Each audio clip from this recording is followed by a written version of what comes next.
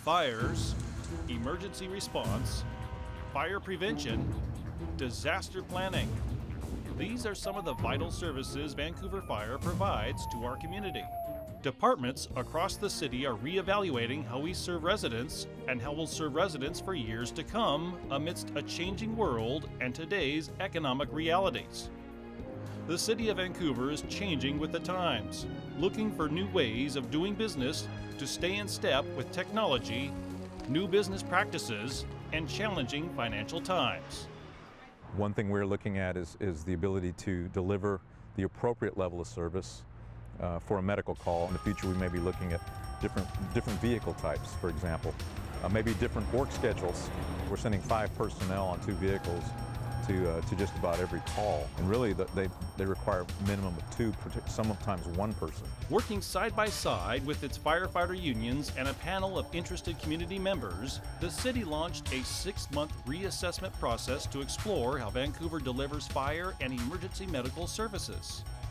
The local thinks it's critical to look at the way we do business, how we do business, potentially other different ways to do business. And I think the reason for that is that the community really doesn't understand what we do to a technical level. So to the extent that the community can use this panel to be educated and to help educate the populace of Vancouver about what they're getting for how much they're paying, I think it has tremendous value for that. This independent community panel or community resources team is made up of citizens, business leaders, firefighters, and city staff. The panel is exploring new business models and strategic opportunities for serving Vancouver. They are evaluating public and private ambulance services, regional fire agencies, internal and external needs. Currently, the Vancouver Fire Department is doing an extraordinary amount of work with relatively little money, and the trajectory of the money is going down and the work can't go up any higher. So as a citizen, I would say I think you're getting a great deal right now, but it's probably not sustainable. And we need to reconfigure the work or the expectations in a way that we can all have excellent service, but realistic service as well. Vancouver Fire Department responds to 23,000 calls for service each year.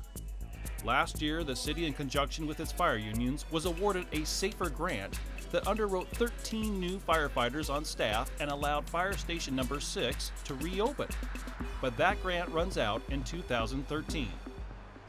The community resource team is led by outside consultants that are currently evaluating all of the city's fire stations and the operations center to ensure equipment and stations are adequate and safe. Vancouver's oldest station was built in 1934, and others do not meet seismic codes or may need other retrofitting. The truck bay here is 58 feet deep, and so we've got a 55-foot tractor-drawn aerial, and as you can see, I'm going to try to scoot between here with you guys. But there's not a whole lot of room between the tillerman's door when he gets in the rig and this truck bay door, so they have to be aware every time they pull in. There's a line on the floor that the driver looks down through the step, and he lines the step of the apparatus up with a line on the floor. As soon as they're on top of each other, that's when they park the rig. If it's forward or after that, the doors are going to come down on either the front or the rear. Working to support Vancouver Fire and EMS, the goal is to make recommendations to the city manager and ultimately Vancouver City Council for consideration this fall.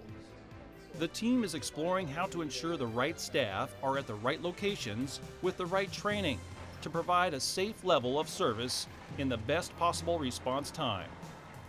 For more information, visit their website.